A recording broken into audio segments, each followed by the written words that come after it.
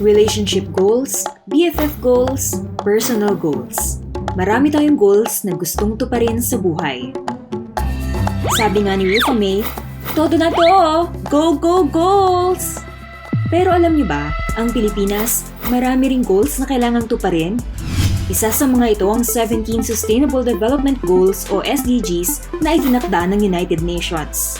For the global goals, Yorn, ready nga ba ng Pilipinas na ma-achieve ang SDGs by 2030? Here's what you need to know. Taong 2015 nang i-adopt ng Pilipinas ang 17 Sustainable Development Goals ng United Nations. Layunin nitong tugunan ang mga malalaking problema ng mundo gaya ng poverty, inequality at climate change para sa peace and prosperity ng bawat isa. Sa 2030 na ang deadline ng mga bansa para ma-achieve ito. Sa panayam ni Pia Arcangel kay UN Secretary General Amina Mohamed, inilahad niya ang mga dapat gawin ng Pilipinas para subukang maabot ang SDGs by 2030.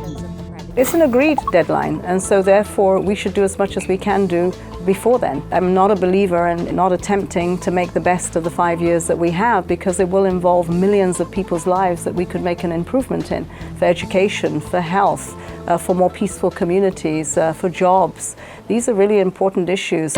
Ang kaso, for the kulelat ang Pilipinas pagdating sa SDG score. Ranked 92nd kasi ito out of 167 countries at isa sa pinakamababa sa ASEAN. First, let's put it in context. The world is not doing well. It's not just the Philippines. We have a terrible score of 17% of the SDGs globally. People are struggling. They were struggling before COVID. They were struggling even more because trying to recover your economies after COVID was pretty bad. So there have been a lot of exacerbating factors as to why countries are not doing as well. Having said that, there's a whole lot that we can do to accelerate to get to 2030. National Economic and Development Authority ang ahensya sa Pilipinas na nakatutok sa SDGs. Incorporated din ang SDGs sa binuong Philippine Development Plan para sa 2023 to 2028. Pero ano na nga ba ang progress ng Pilipinas pagdating sa SDGs? Una sa listahan ng SDGs, ang goal na mawala na ang kahirapan. Para ma-achieve ang goal na ito, may binuong targets ang Pilipinas na dapat maabot by 2030. Sa Philippine Development Plan Report 2023, layon ng Pilipinas na mapababa ang poverty incidence to at most 9% by 2028. Pero isang malaking question mark kung kaya ba na maabot ang goal na yan. Sa tala kasi ng PSA-FIES noong 2023, nasa 15.5% ang poverty incidence sa bansa. Katumbas yan ng 17.54 million na poor Filipinos. So, may fighting chance pa ba ang Pinas na ma-achieve ang SDGs by 2030? I think countries are doing the best that they can. They could do better. The Philippines could absolutely do better. I'm very optimistic that you will go far. There are a number of challenges that you have ahead. Reforms have to be owned and they have to be consolidated upon. Kabilang din sa SDGs ang climate action. Isa ang Pilipinas sa pinaka-vulnerable pagdating sa climate change. Nito lang Oktubre, magkasunod na tumama ang severe tropical storm Christine at Typhoon Leon. Ang ilang nakaligtas sa Camarines Sur, gutom at uhaw ang inaabot. Kaya napipilitan na silang mamalimos at makipag-agawan sa ayuda. Pumalo sa 1.6 milyon na pamilya o halos 7 milyong individual ang apektado. Noong 2022, inaprubahan sa COP27 ang pagkakaroon ng Loss and Damage Fund. Ito ang inilalaang pondo para sa irreversible effects ng climate crisis. Pero hindi basta-bastang pondo ang kailangan para rito.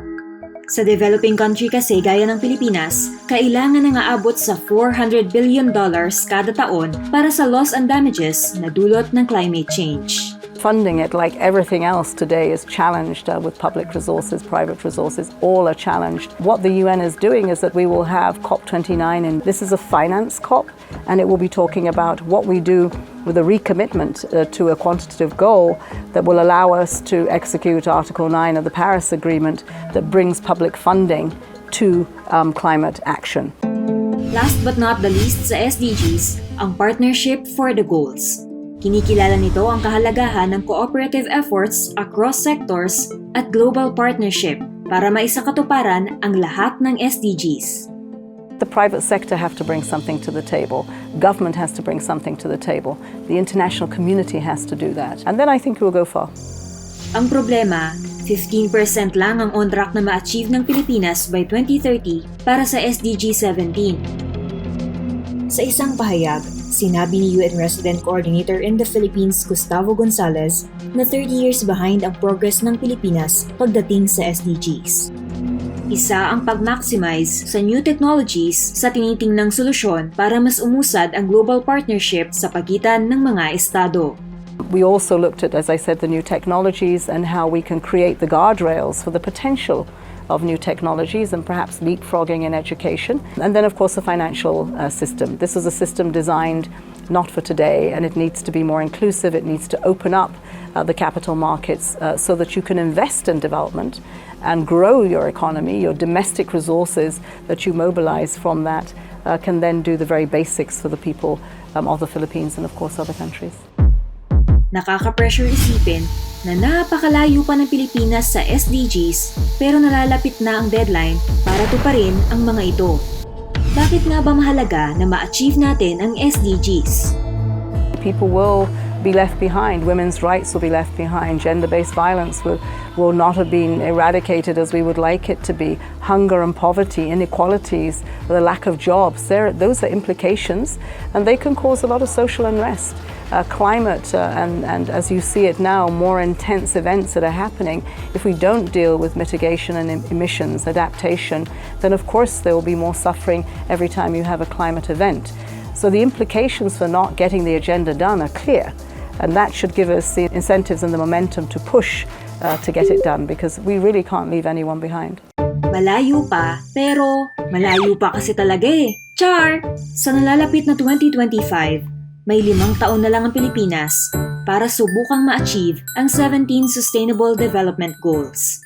Sabi nga nila, baby steps still move us forward.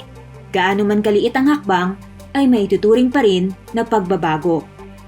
Kaya kung magkakaisa ang bawat sektor ng lipunan at may patutupad ang mga pangunahing reforma sa bansa, posible pa tayong magkaroon ng plot twist sa pag-achieve ng Sustainable Development Goals.